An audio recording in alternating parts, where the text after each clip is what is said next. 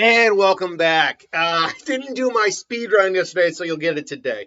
But first, the standard one from Benio War.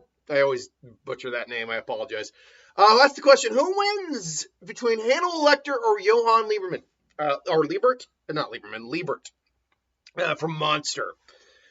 Both high functioning psychopaths, both very different. Now, I'll admit, I didn't watch Monster. I can already tell you this would not have been an anime that was personally for me. But I am very much aware of it. Both are hyper intelligent and both, enjoy kind of the suffering of others, but in different ways. Johan is a complete and utter nihilist. By all accounts, he also disassociates from reality, the feeling like he doesn't exist in the world. And he really just wants people to push people to the edge and just kind of delete themselves from reality. Because that's what he's trying to do. He's trying to kind of just erase the memory of things from the world in one way or another.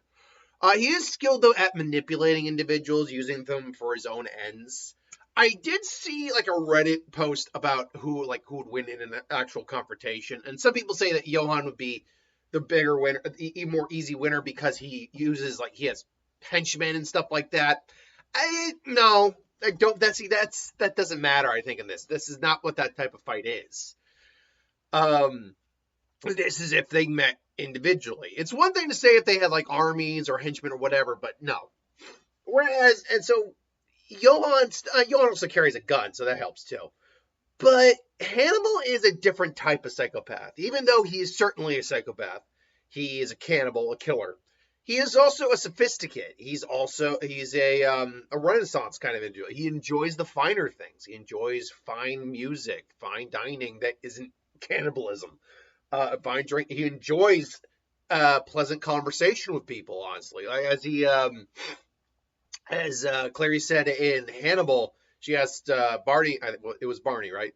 How'd you survive him for all those years? Being civil. Like that's it. I was just it can't be that simple. Yes, it can be. The others, they weren't civil to him. I just talked to him. That's all I did.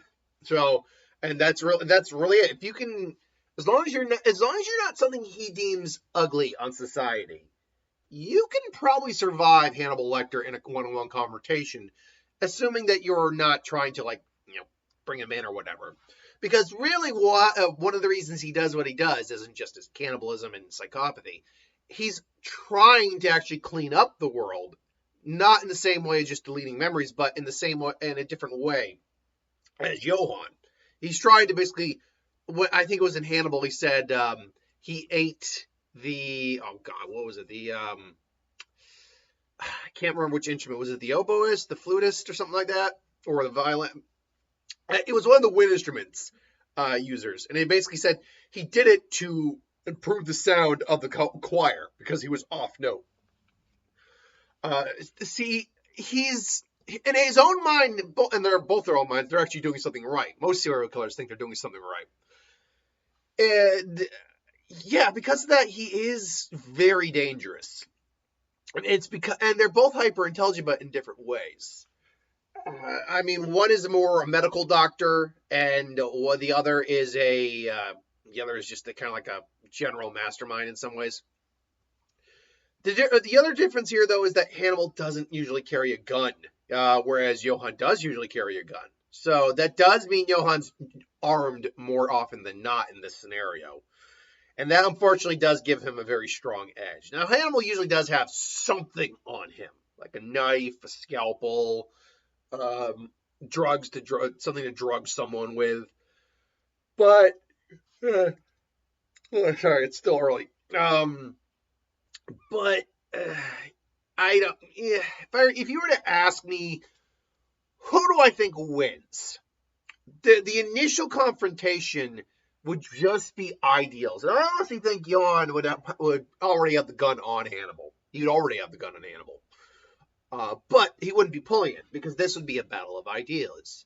Tell me, Johan, do you dream at night? Dream of old family friends, of your sister? And see, Johan also has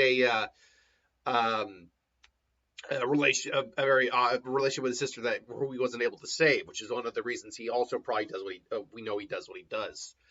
To which I don't know what happens if you ever mention Johan's sister to him. If he not, I doubt he goes into a psychotic fit, but if he actually shows that little bit of humanity that's still in there, like he just something goes like something triggers a little bit. Does some? That's right. It's like I study your dossier. Like this, hypothetically, a scenario where these guys are meet in in a confrontation. Maybe this is like pre the him getting caught in Red Dragon, where he's helping the detective character hunt down through, and he's helping him down. Now they're confronting each other. Uh, trust me, Johan. You don't go looking for someone like you without learning everything you can. And now I don't remember how Johan sounds. I don't know if he's German accent or just very deadpan. I think he's just very kind of like dead and hollow. It's like, and what of you, Mr. Lecter? What happened to your sister? Oh, that's very simple. I ate her. And that's the thing. The question would really be who would fly off the handle first.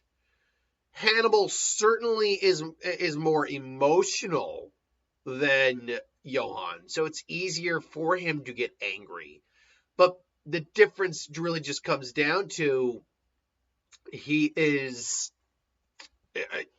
even when we've seen him angry, it's very hard for him. It's very hard for him to actually lose his shit on someone.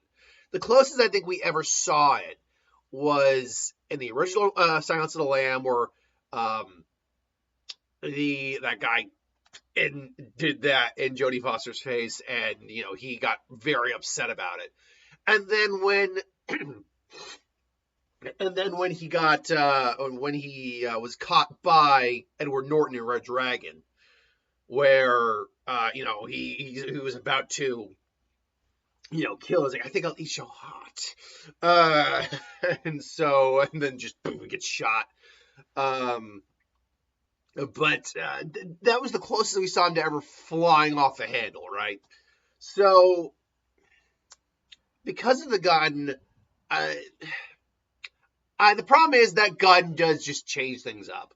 It does. If it were a battle of wits and intellect, I think Hannibal's actually the more capable of digging in, because he's also a psychologist. That's the other thing. He's not just a doctor. He doesn't just know a medical practitioner. He is also a psychologist.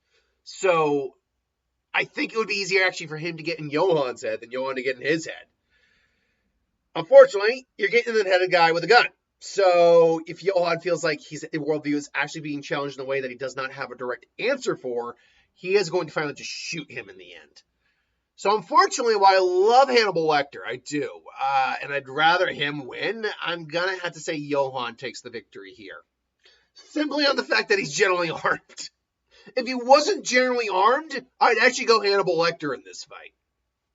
But I digress. Thanks for watching. I hope you enjoyed. Like, comment, share, and subscribe, and I'll see you next time.